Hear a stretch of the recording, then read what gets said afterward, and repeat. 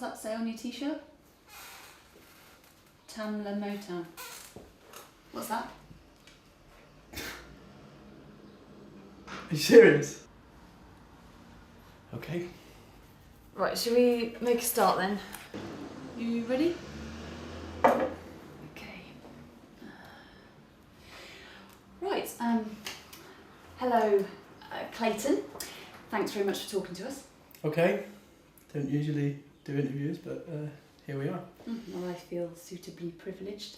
Why don't you normally do interviews? I suppose I just don't want to sound like a bit of a wanker like most people do when they talk extensively about themselves in print. Good luck. Thanks. So why did you agree to do this one? It's being filmed for one, so that will help with not misquoting or taking things out of context too much. Don't have a high opinion of journalists then? I don't have a high opinion of journalism. It's nothing personal. How am I doing? Too soon to tell. Well, perhaps you're suspicious of journalists because of things like this. Stop this monster before he commits another rhyme. That's What is the glorious new regime? it's a collective. They do their thing, I do mine. Is it a paramilitary organisation? No. But you are the spokesperson. No. I can speak about them, but not for them. And from a position of knowledge rather than wisdom, you know. They'll speak for themselves, I'll speak for myself. Right, well, looking at some of your reviews, it seems you've got a strong regional accent. Where are you from? Bristol. Near Wales. Yeah. Right. If you liked Goldie Looking Chain, then Clayton Blizzard is your intellectual equivalent. Sounds like GLC, but Bristolian, so not really that much like GLC at all. The GLC meets the streets. Clayton Blizzard lands squarely between West Country and Goldie Looking Chain's cheeky brogue. GLC are a Newport-based... Sorry, that one's actually a Goldie Looking Chain review. Look, I could go on and on about your accent like it's the only thing about you. Yeah, but I haven't got an accent. Well... Clayton Blizzard is from Bristol and very proud of it. He sings in his own voice, has songs about singing in his own voice, raps about rapping in his own voice. His own voice is inflected in that West Country slur that seems to, often wrongly, infer some mental incapacity. Blah, blah, blah, blah, blah. Goldie Looking Chain. Of course. Yeah, often wrongly, but apparently sometimes, sadly, the lazy, insulting stereotype is all too accurate. Yeah, well, according to that reviewer. Right, well, maybe you're beginning to see why I don't have a very high opinion of journalism. Do you like the streets? What, any in particular, or just in No, general? the band. You know, Mike Skinner. Oh, no, not really. Well, you're compared to them a lot as well. The Streets meets the Comedy Store in this political rap comedy from Bristol's Clayton Blizzard. Clayton Blizzard, acoustic hip-hop with a tinge of the Streets. Bristol's own Johnny Vegas of hip-hop. Yeah, well, you know, I used to be quite overweight, so I suppose that's the Johnny Vegas reference. Yeah. Brilliant.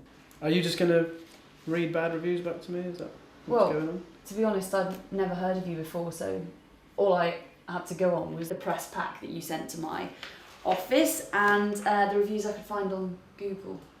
I mean, there's nothing about you on Wikipedia, so... So it's like I don't exist, like OMG, a human that's not on Wikipedia or hasn't had a documentary made about them, you know, amazing. How did we ever live without Wikipedia? Yeah, so there's a political dimension to your music. Would you say you're trying to incite revolution or sedition?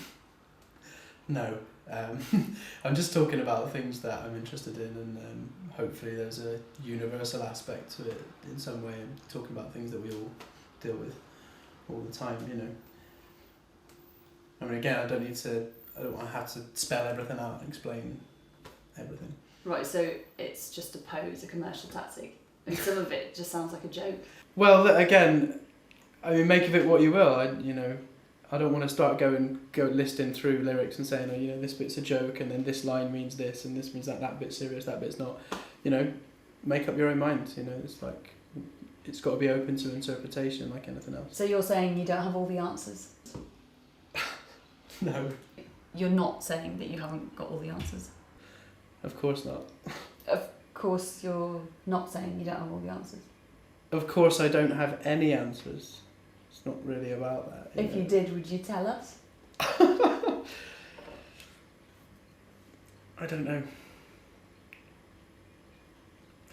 The point is, it's not really about having answers. It's about what questions I'm asking, and you know, it isn't about telling people what to think. I mean, otherwise it's just like a didactic stream of bile and of just like, you should do this and you should do that and you should think that about this, you know, and that if I wanted to do that, maybe I'd be a journalist.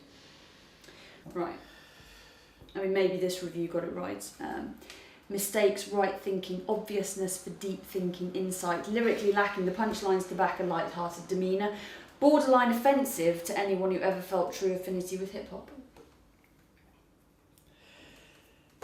So what's your question? So what's your real job? Music is I don't really think of it as a job, but you know, it's my full-time occupation. You're not a full-time musician. Yeah. This is your real job? Whatever my real job is, this is some Seriously? hideous part of it. Yes, seriously.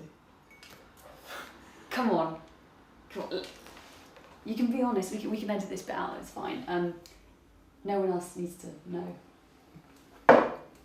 I am being honest, but it's probably better if we edit this bit out anyway. So, you are, to all intents and purposes, a professional musician? To all intents and purposes, yes. Extraordinary. Yeah, OMG. It's tough though, isn't it? Presumably. Yeah, it's not easy.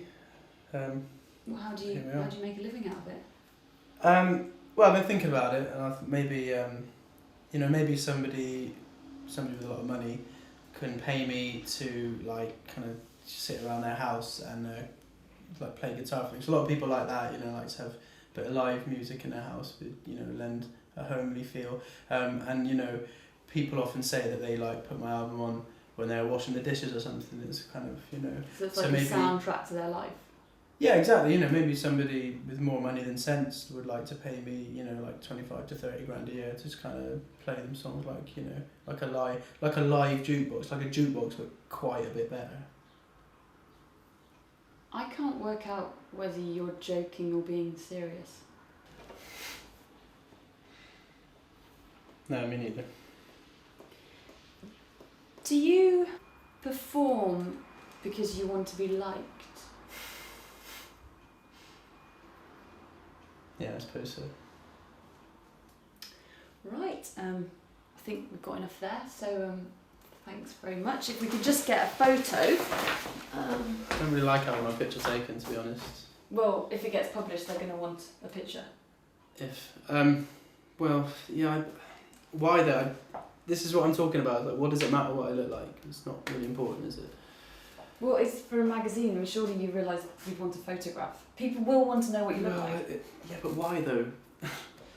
All right, fine. Just do what you got to do. Right. Here I am. Okay. Could you just try and look like a bit moody, like a real musician? That's it. Yeah. Perfect. Okay. Got it. Yeah. You could just make it. Yeah. All right. We're done. Okay. Thank you very much. Yeah. You get all that? Yeah. Okay, great. What the fuck was that?